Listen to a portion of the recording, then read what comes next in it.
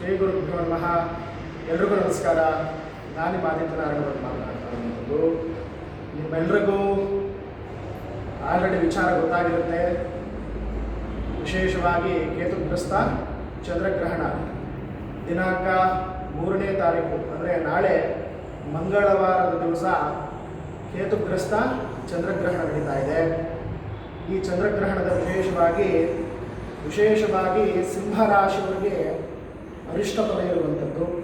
ಹಾಗಾಗಿ ಈ ಸಿಂಹರಾಶಿಯವರು ಜೊತೆಗೆ ವಿಶೇಷವಾಗಿ ಋಷಭ, ಸಿಂಹ, ಕನ್ಯಾ, ಮಕರ ರಾಶಿಯವರಿಗೆ ಅರಿಷ್ಟ ಅಂತಂದರೆ ಅಶುಭ ಅಂತ ಹೇಳುತ್ತೆ.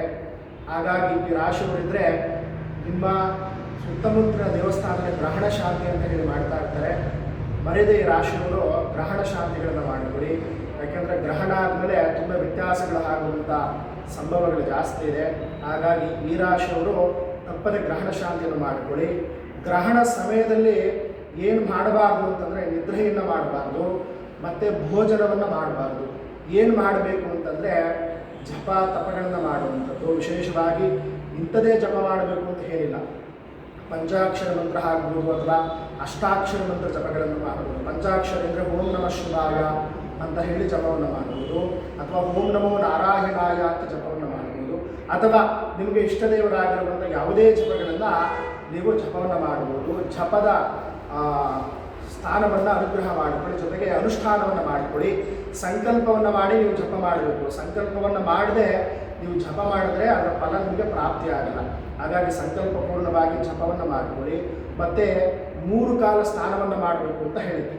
ಅಂದರೆ ಪ್ರಾರಂಭದಲ್ಲಿ ಅಂದರೆ ಗ್ರಹಣ ಪ್ರಾರಂಭ ಆಗುವಂಥ ಸಮಯದಲ್ಲಿ 3:15ಕ್ಕೆ ಗ್ರಹಣ ಪ್ರಾರಂಭ ಆಗ್ತದೆ.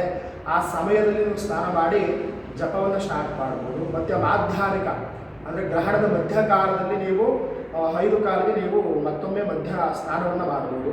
ಅದಾದಮೇಲೆ ಮೋಕ್ಷ ಕಾಲ 6:47 ವಿಶೇಷವಾಗಿ ಗ್ರಹಣ ಸಮಾಪ್ತಿ ಆಗ್ತದೆ. ಆಗ ಹುಟ್ಟು ಬಟ್ಟೆಯಲ್ಲೇ ನೀವು ಸ್ನಾನಾದಿಗಳನ್ನು ಮುಗಿಸಿ ವಿಶೇಷವಾಗಿ ನಿಮ್ಮ ಕುಲದೇವರಿಗೆ, ನಿಮ್ಮ ಇಷ್ಟ ದೇವರಿಗೆ ದೀಪವನ್ನು ಹಚ್ಚಿ ನಮಸ್ಕಾರವನ್ನು ಮಾಡಬೇಕು. ತದನಂತರವಾಗಿ ಭೋಜನವನ್ನು ಮಾಡಿ ನಿಗ್ರಹಾದಿಗಳನ್ನು ಮಾಡ್ಬೋದು. ದಿವಸ ಎಲ್ಲ ದೇವಸ್ಥಾನಗಳು ಅಂದರೆ ನಿಮ್ಮ ಸುತ್ತಮುತ್ತಲಿರುವ ದೇವಸ್ಥಾನದಲ್ಲಿ ವಿಶೇಷವಾಗಿ ಹೋಮ ಹವನಗಳು ಆಗ್ತಾ ಇರುತ್ತೆ. ಆ ಹೋಮಕ್ಕೆ ನೀವು ಪಾಲ್ಗೊಂಡು ಇಂತಿಷ್ಟು ಹಣ ಅಂತ ಹೇಳಿ ಅವರು ಫಿಕ್ಸ್ ಮಾಡಿರ್ತಾರೆ. 100, 200 ಈ ರೀತಿ ಮಾಡಿರ್ತಾರೆ. ನಿಮ್ಮ ಹೆಸರನ್ನು ಕೊಟ್ಟು ಗ್ರಹಣ ದೋಷ ಇರುವಂಥ ರಾಶಿಯವರು ತಮ್ಮ ಹೆಸರನ್ನು ಕೊಟ್ಟು ವಿಶೇಷವಾಗಿ ಪೂಜೆ ಮಾಡಿಸ್ಕೊಳ್ಳಿ. ಮರೆಯದೆ ಹುರುಳಿಕಾಳು, ಅಕ್ಕಿಯನ್ನು ದಾನ ಮಾಡಿ, ಮತ್ತು ಬಿಳಿ ವಸ್ತ್ರ ಮತ್ತು ಚಿತ್ರವರ್ಣ ಅಂದರೆ ಕಲರ್ ಇರುವಂಥ ಬ್ಲೌಸನ್ನು ಬ್ರಾಹ್ಮಣರಿಗೆ ಕೊಟ್ಟು ಆಶೀರ್ವಾದ ತಗೊಳ್ಳಿ. ಖಂಡಿತ ಒಳ್ಳೆಯದಾಗ್ತದೆ. ಅಂದರೆ ಗ್ರಹಣ ಆದಮೇಲೆ ಶುಭ ಅಶುಭ ಮಿಶ್ರ ಫಲ ಅಂತ ಹೇಳಿ ಬರ್ತದೆ. ಅವರಿಗೆ ಆದ ಯೋಗಗಳು ಫಲಗಳು ಪ್ರಾಪ್ತಿ ಆಗುತ್ತೆ. ಅದರೊಳಗೆ ವಿಶೇಷವಾಗಿ ಸಿಂಹರಾಶಿಯವರು ಮರೆಯದೆ ಗ್ರಹಣ ಶಾಂತಿ ಮಾಡಿಸ್ಕೊಳ್ಳಿ. ಒಳ್ಳೆಯದಾಗಲಿ. ಜೈ ಶ್ರೀರಾಮ್.